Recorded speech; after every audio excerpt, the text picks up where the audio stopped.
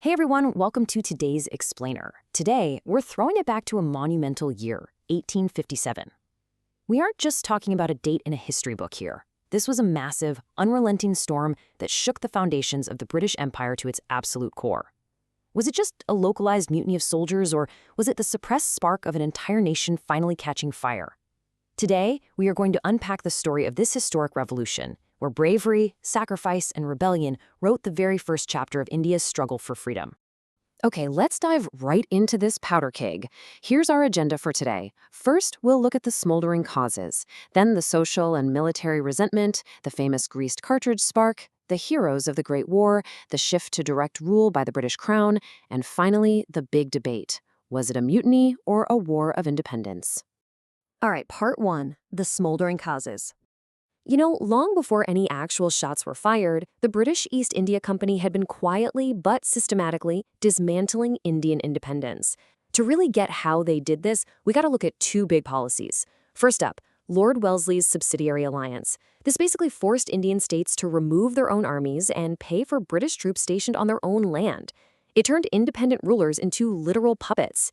They couldn't even make treaties without getting a thumbs up from the British. And then we have Lord Dalhousie's doctrine of lapse. Oh man, this was pure fuel to the fire. It said that if an Indian ruler died without a natural-born heir, they weren't allowed to adopt a successor. Instead, the British would just step in and annex the kingdom. Just like that. Now, what's really interesting about this is just how aggressive they got with these annexations. Using that doctrine of lapse, the British swallowed up Satara, Jhansi, and Nagpur.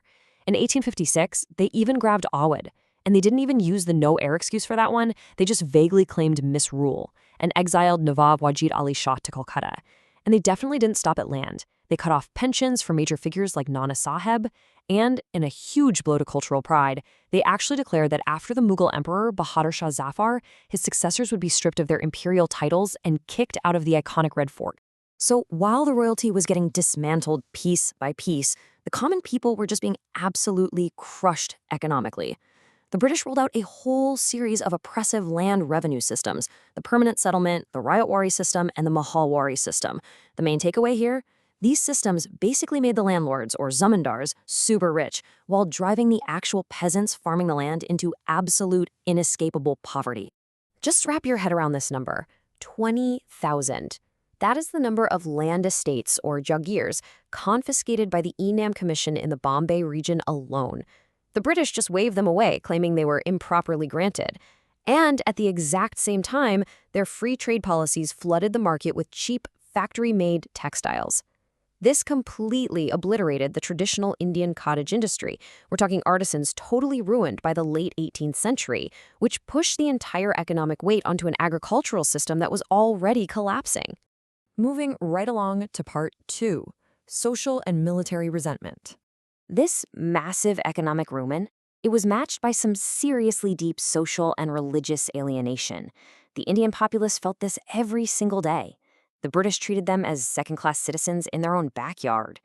The cruelty of the British indigo planters was so notoriously bad, it was later exposed in Dinabandhu Mitra's famous 1860 play Neel Darpan.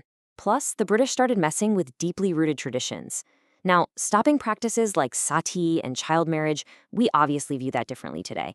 But back then, this forced interference, combined with mandatory Bible classes in missionary schools and vocal attacks on Hindu and Islamic faiths, well, it completely shattered whatever trust was left.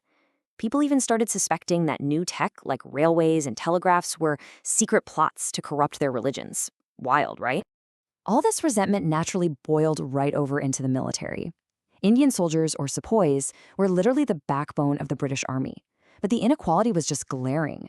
They got low pay, basically zero chance at a promotion, and were treated terribly compared to British soldiers, who scooped up the higher pay and all the upper ranks.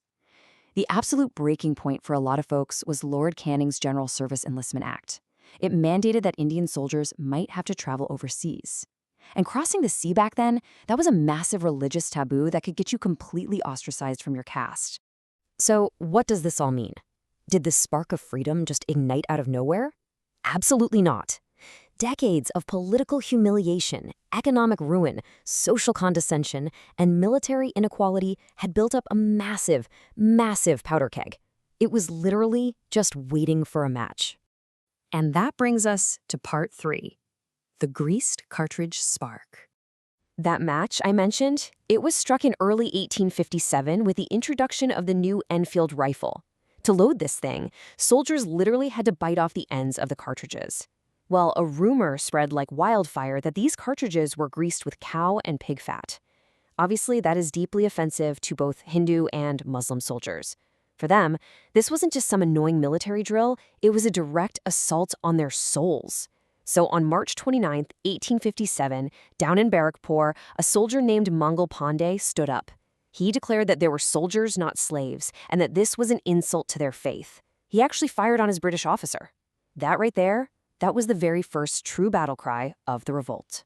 Let's trace how fast this escalates. Mangal Pandey was executed on April 8th. But, you can't execute an idea. Just 1 month later, on May 9th, 85 soldiers in Meerut flat out refused to use those new rifles. They were slapped with 10-year jail sentences. But the very next night, May 10th, the entire Meerut cantonment erupted.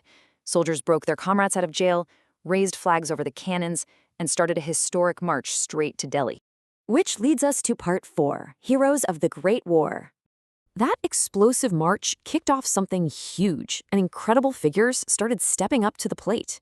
When those soldiers hit Delhi, they found the elderly, poetic Mughal emperor, Bahadur Shah Zafar.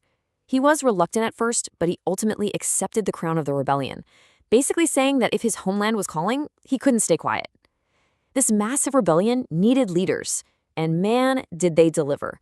Take the legendary 20-year-old Rani Lakshmibai. After the British used that doctrine of lapse we talked about to deny her adopted son's rights, she fiercely declared, "I will not give up my Jhansi." And if you map out the different centers of the revolt, you really get a sense of the sheer scale of the whole thing. It was definitely not isolated. You had Bahadur Shah Zafar leading in Delhi. Over in Kanpur, Nana Sahib took charge alongside his commander Tatya Tope, who was out there using some brilliant guerrilla warfare tactics in the jungles. Down in Lucknow, Begum Hazrat Mahal commanded the resistance. Rani Lakshmibai fought with everything she had in Jhansi, eventually falling in battle near Gwalior. And over in Bihar, leadership came straight from the royal house of Kuwar Singh. But despite this unbelievable bravery, the rebellion was brutally suppressed over the next year by British commanders, guys like John Nicholson, Colin Campbell, and Hugh Rose. Looking objectively at the sources, the military failure basically boiled down to a few key things. The rebels had super limited resources, and they didn't really have a unified central command. Plus, key parts of society, like the educated middle class, wealthy merchants, and the big landowners, actually ended up siding with the British, which really limited how far the revolt could reach. Part 5. Direct rule of the British Crown. So, even though they were defeated militarily, the impact of this rebellion was totally earth-shattering. 1857 proved to the British that a private corporation could no longer govern a whole subcontinent. So, in 1858, Lord Canning stood up in Allahabad and announced that the era of the East India Company was officially over. Done. Power was transferred straight to Queen Victoria and the British Parliament. The India office was set up in London, and the Governor-General got a new title, the Viceroy, making him the direct representative of the Crown. So the crucial point to take away here is how the British reorganized things to make sure a unified rebellion like this could never, ever happen again.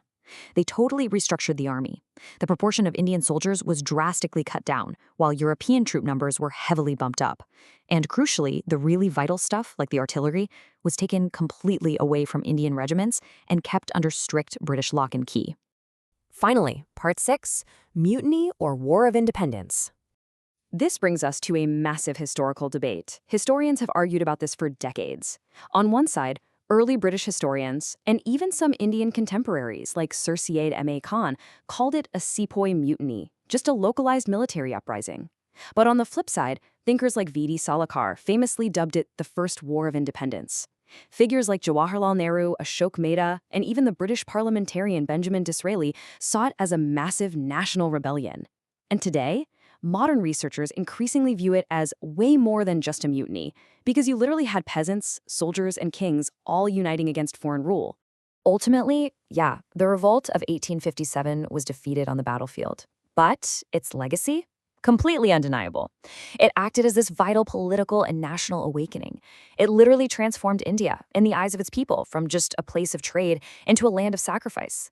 The echoes of 1857 laid the essential groundwork that would go on to inspire an entire future generation of leaders. We're talking Gandhi, Subhash Chandra Bose, Bhagat Singh. So as we wrap up today's explainer, I really want to leave you with this thought. When you step back and look at those smoldering causes, the explosive spark, and the monumental legacy, was 1857 just a failed rebellion? Or was it the essential first strike that made India's ultimate freedom absolutely inevitable? It is a pretty powerful piece of history to reflect on. Keep analyzing, keep asking questions, and we'll catch you in the next explainer.